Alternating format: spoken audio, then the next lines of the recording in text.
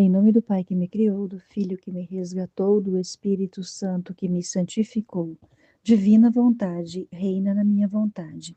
Ó minha mãe, eu te amo e tu me amas. Dai-me um gole da vontade divina à minha alma. Me abençoa, Mãe, para que todas as minhas ações sejam feitas diante dos vossos olhos maternais. Amém.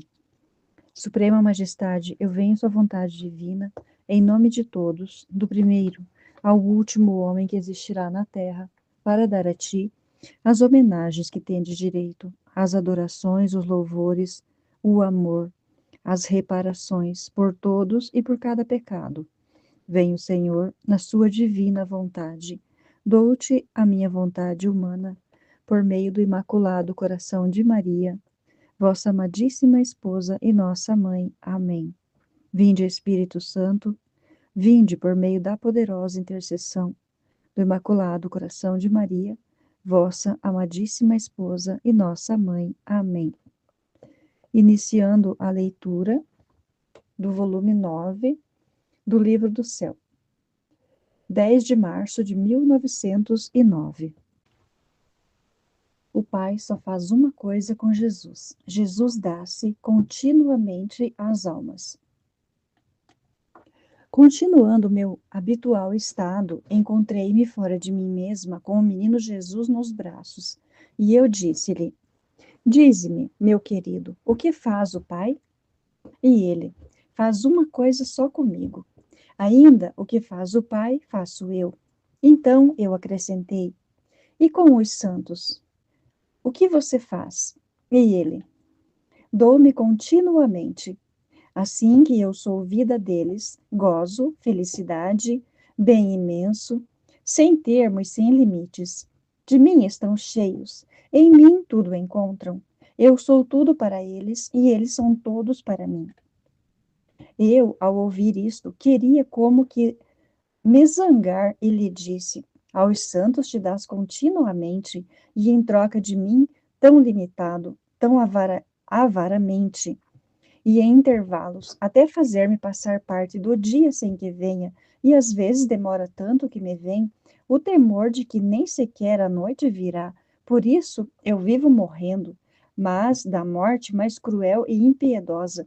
E sem embargo dizia que me amava muito. E Jesus, minha filha, também a ti me dou continuamente, ora pessoalmente, ora com a graça, ora com a luz, e em tantos outros modos. E além disso, quem te diz que não te amo tanto, tanto? Agora, enquanto estava nisto, veio-me um pensamento, que perguntasse se era vontade de Deus meu estado. Pois isto era mais necessário do que o que ele estava dizendo, e perguntei. E ele, em vez de me responder, aproximou-se e pôs-me a língua na boca. E eu não pude falar mais. Só chupava uma coisa que não sei dizer. E ao retirá-lo, mal pude dizer: Senhor, volta logo. Quem sabe quando virás? E ele respondeu: Esta noite virei de novo. E desapareceu. Capítulo 2. 1º de abril de 1909. Jesus adorna a alma com as gemas que produz a dor. Sentia-me muito sofrida, a ponto de não poder me mover, e estava oferecendo meus pequenos sofrimentos, junto com os de Jesus e com a intensidade de amor com a qual ele queria glorificar o Pai, reparar as nossas culpas e obter todos os bens que nos alcançou com os seus sofrimentos. E dizia entre mim: Faço de conta que estes meus sofrimentos sejam meu martírio, que as dores sejam os verdugos, que a cama é o lugar de tortura, que a imobilidade é a corda que me tem atada, para fazer que chegue a ser mais amada e amante de meu sumo bem. Mas verdugos eu não vejo. Então, quem é meu carrasco? Que não só no exterior do corpo, mas também nas partes mais internas, até no fundo de minha alma me lacera, me despedaça, tanto que o cerco da vida me parece que quisesse romper-se. Ah, meu carrasco, é propriamente Jesus bendito. E neste momento, quase como dentro de um relâmpago, me disse: Minha filha, é demasiada hora para ti ser eu teu carrasco. Eu não faço outra coisa que como alguém que deve desposar a noiva e fazê-la aparecer em público, para fazer que tenha uma bela apresentação e para fazê-la digna dele. Não confia em ninguém, nem sequer nela mesma, senão que ele mesmo a quer limpar, pentear, vestir, adornar com as pedras preciosas, com brilhantes. Esta é uma grande honra para a esposa, e além disso, não terá nenhum pensamento sobre se agradará ao seu marido ou não, se lhe agradará como se adornou, ou a tomará por uma tola ao não ter sabido adivinhar o modo para lhe agradar mais. Assim faço eu, com minhas esposas amadas. É tanto o amor que lhes tenho, que não confio mais a ninguém. Me vejo obrigado a fazer-me de verdugo, mas verdugo amoroso. E ora a levo, ora a penteio, ora a lavo, ora a visto com o vestido mais bonito. Agora as joias, mas não com joias saídas da terra, que são coisas superficiais, senão com joias que faço sair do fundo da alma, das partes mais profundas que se formam com o toque de meus dedos que criam a dor.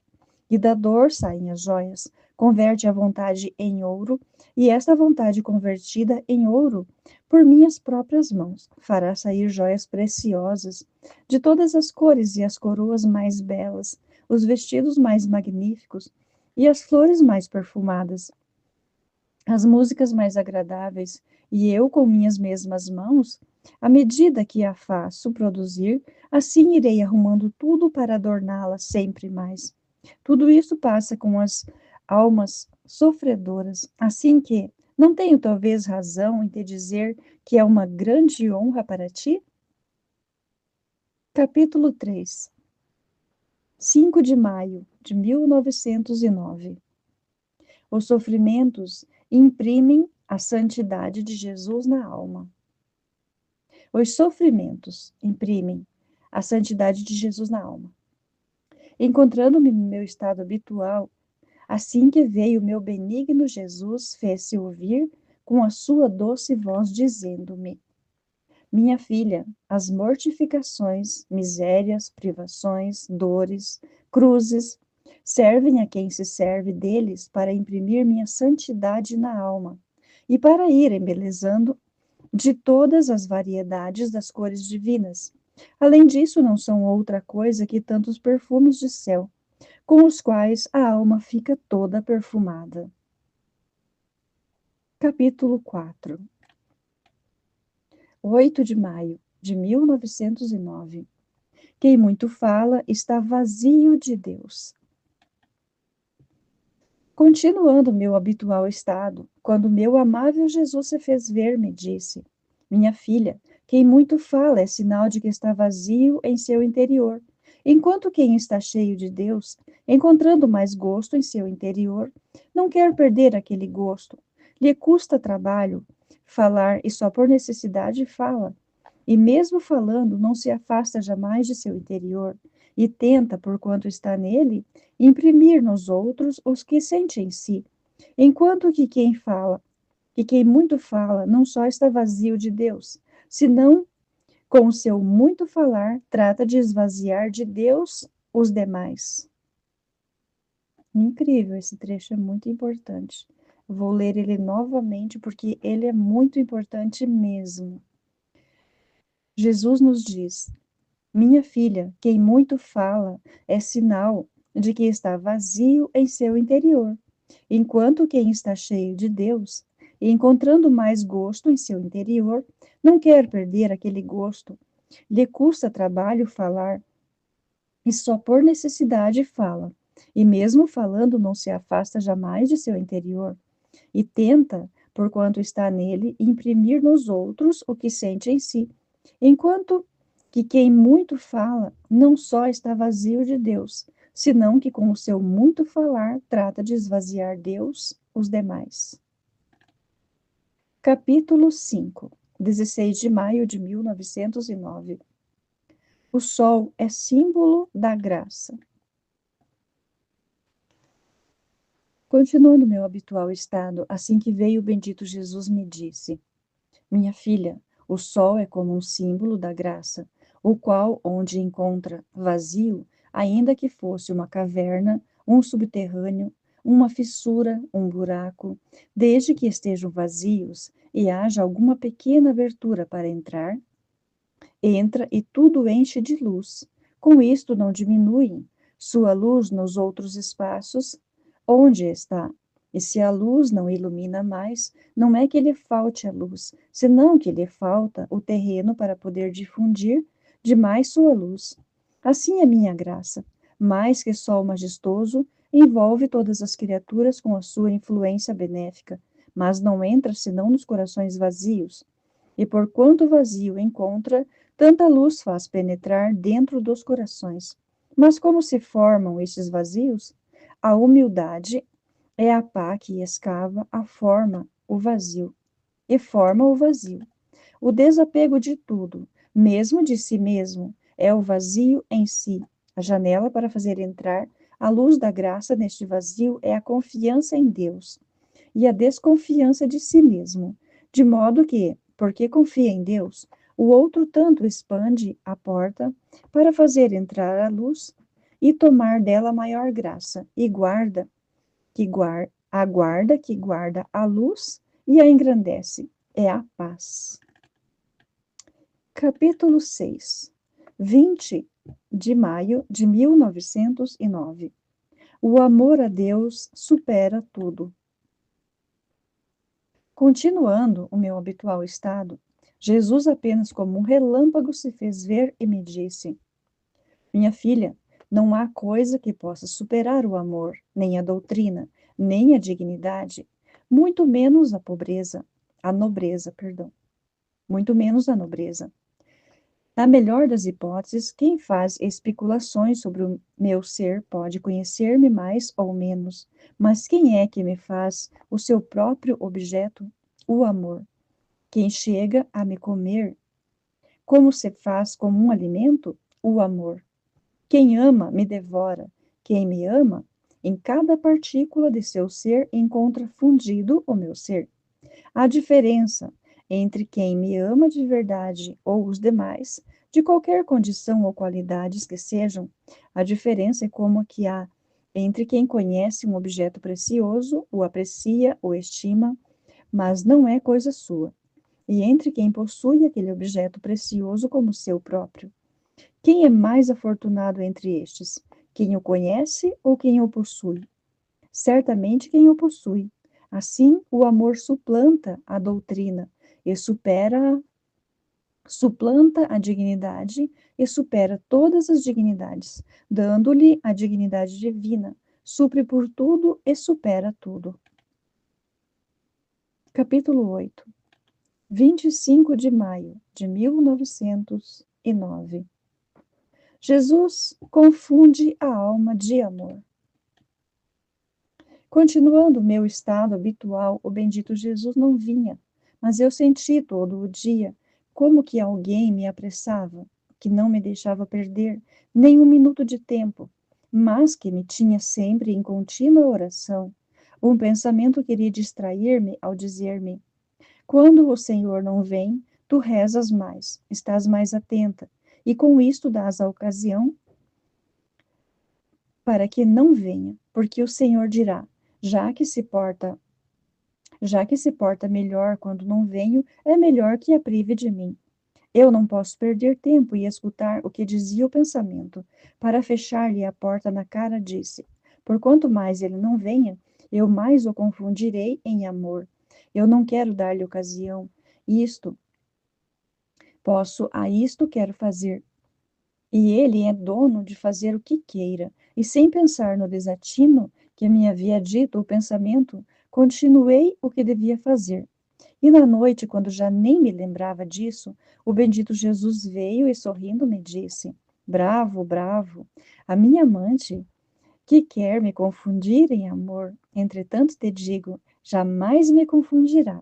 E se alguma vez parecer que me confunde em amor, sou eu quem te dá a liberdade de fazê-lo, porque o único alívio e a coisa que mais gozo por parte das criaturas é o amor. De fato, era eu quem te sugeria rezar.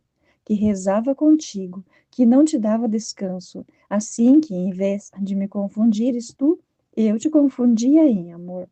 E como tu te sentias toda cheia de amor, e por isso ficavas confusa, vendo o quanto meu amor derramava em ti, pensavas que me confundias com o teu amor, mas digo-te, contanto, desde que tu procures amar-me mais, gozo destes teus desatinos e faço deles um entretenimento entre tu e eu.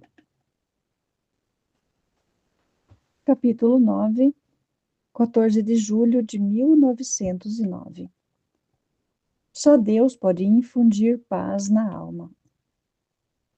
Tenho passado amargamente com a privação do bendito Jesus.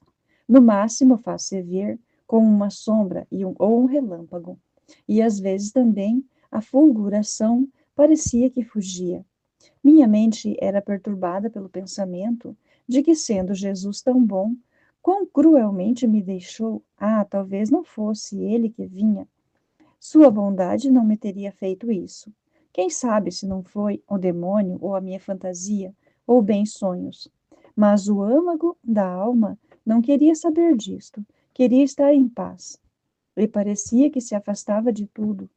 Se adentrava sempre mais na vontade de Deus, se escondia nela, tomando um sono profundo no seu santo querer.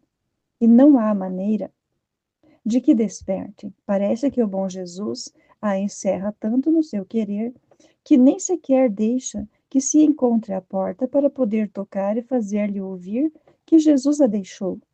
E ela dorme e se está em paz. A mente, não encontrando nenhuma resposta, diz entre si: só eu devo me zangar? Também eu quero tranquilizar-me e fazer a vontade de Deus. Venha, que venha, contanto que faça sua santa vontade. Este é o meu estado presente. Agora, esta manhã, pensando no que escrevi acima, o bom Jesus me disse: minha filha, se fossem fantasias, sonhos, demônios, não teriam tanta força de te fazer possuir a auréola da paz. E não por um dia, mas por 25 anos.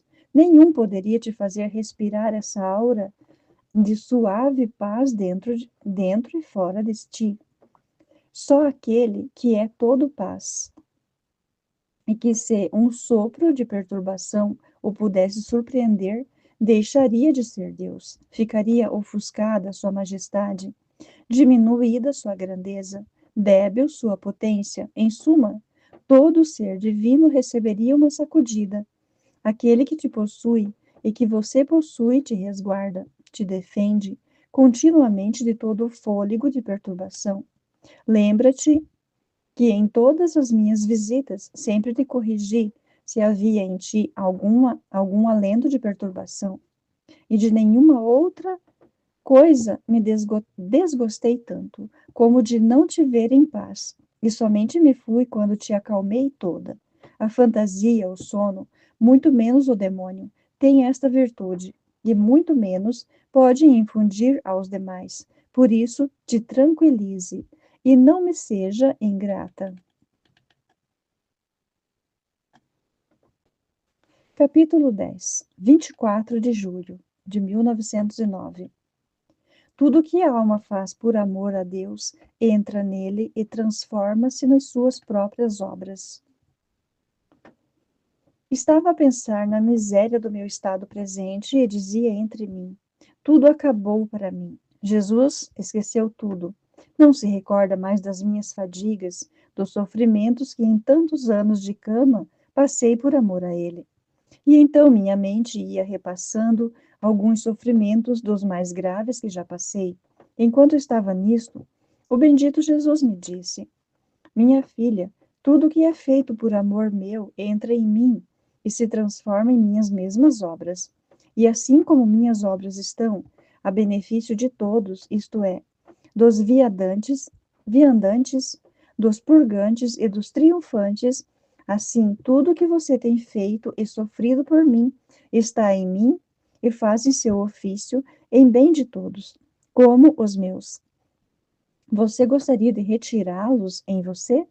Eu respondi: nunca, Senhor, Mas apesar de tudo isto, continuava pensando e estando um pouco distraída de meu habitual obrar interior, e o bom Jesus repetiu: Não a queres terminar tu?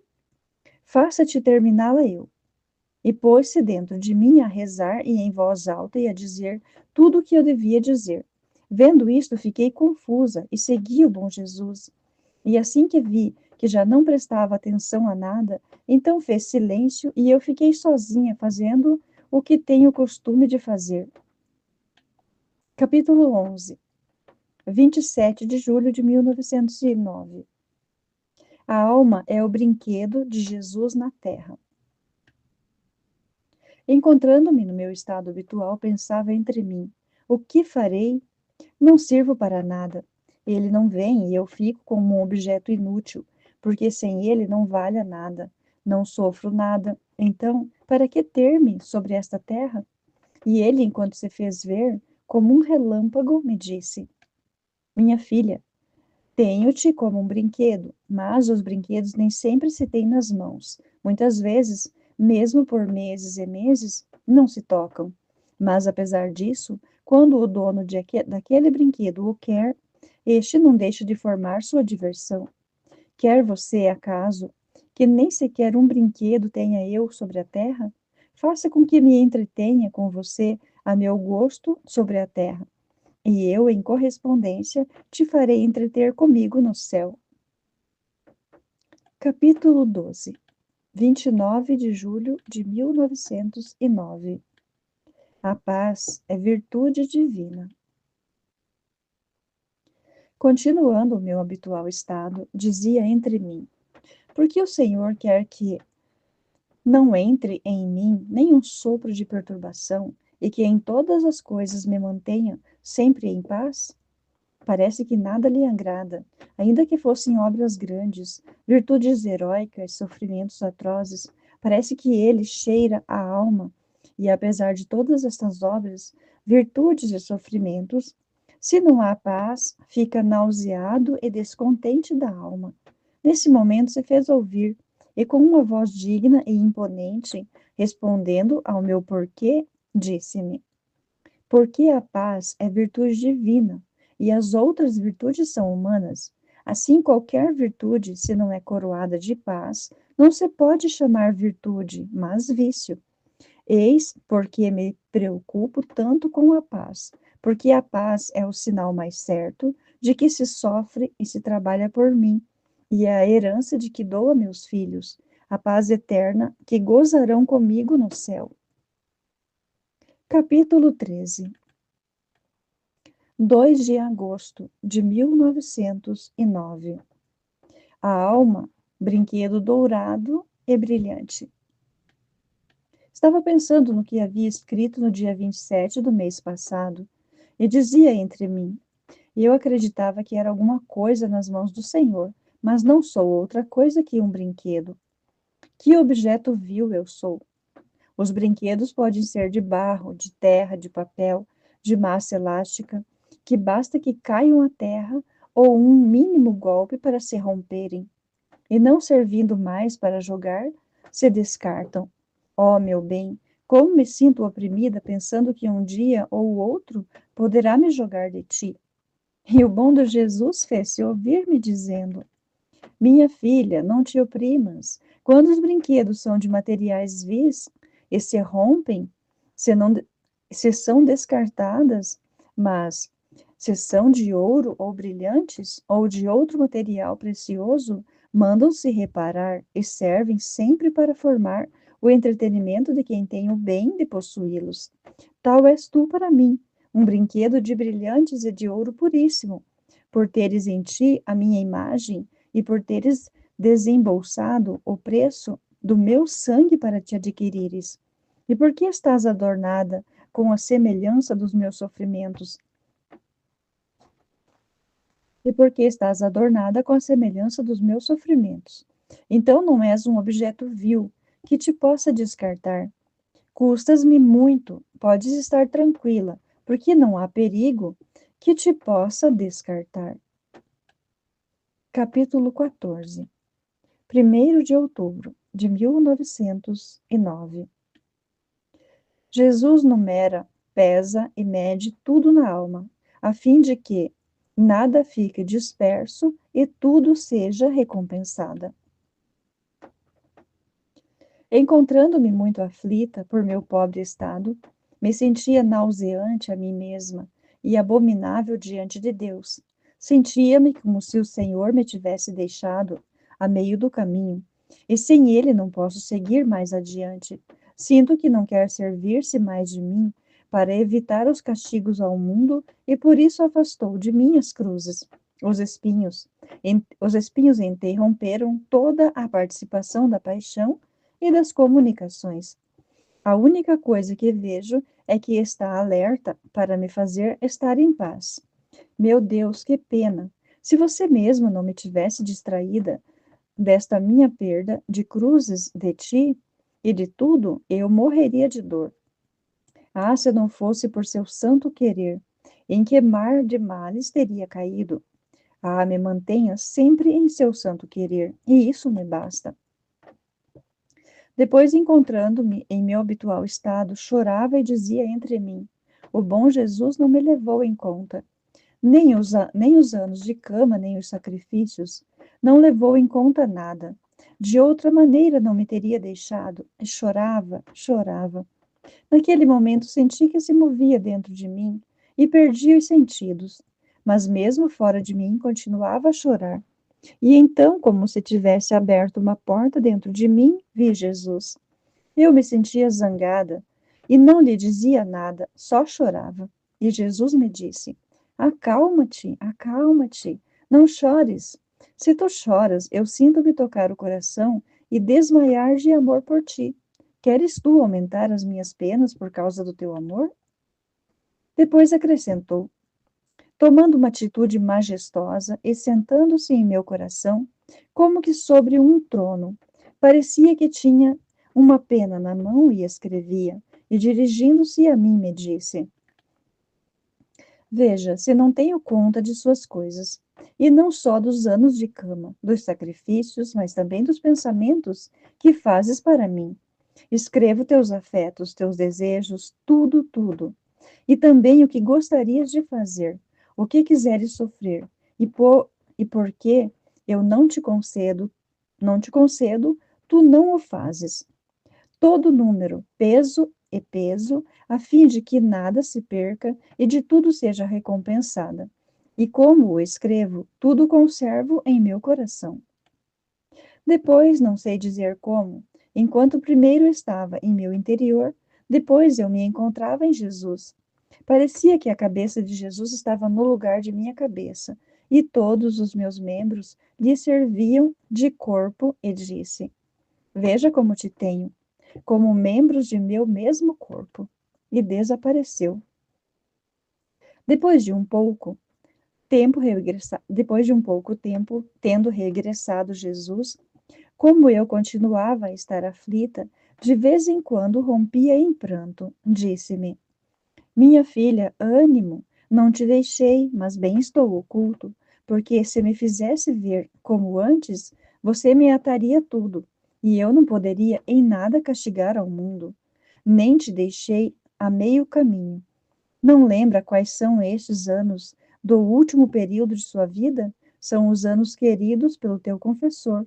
Não te lembras que não uma vez, mas que 4 ou 5 vezes te encontraste lutando comigo, eu que te queria trazer, e tu dizias que a obediência não queria, e enquanto eu, que tinha preparada para te poder trazer comigo, fui obrigado a deixar-te novamente. Olha agora as consequências disso. São anos de espera e de paciência. A caridade e a obediência têm seus espinhos, que fazem grandes feridas e fazem sangrar o coração, mas também fazem brotar as rosas maiores, adorosas e belas. Porque vendo em teu confessor o fruto de seu bom querer, e a caridade e o temor de que o mundo pudesse ser castigado, por isso eu tenho concorrido em algum modo. Mas se eu não tivesse encontrado a nenhum que me tivesse rogado, e se tivesse interposto, certamente Já não estaria aqui, mas vamos, ânimo. Não será tão longo o exílio, e te prometo que virá um dia em que não me farei vencer por ninguém. Quem pode dizer em que amarguras me encontro? Confortada sim, mas amarga até o fundo dos ossos, e não consigo lembrar-me disto sem chorar tanto, que ao dizê-lo ao confessor, eram tantas as lágrimas que parecia que me impacientava com ele, e verdadeiramente lhe disse: Você tem sido a causa de meus males. Amém, Fiat. Jesus, eu confio em vós.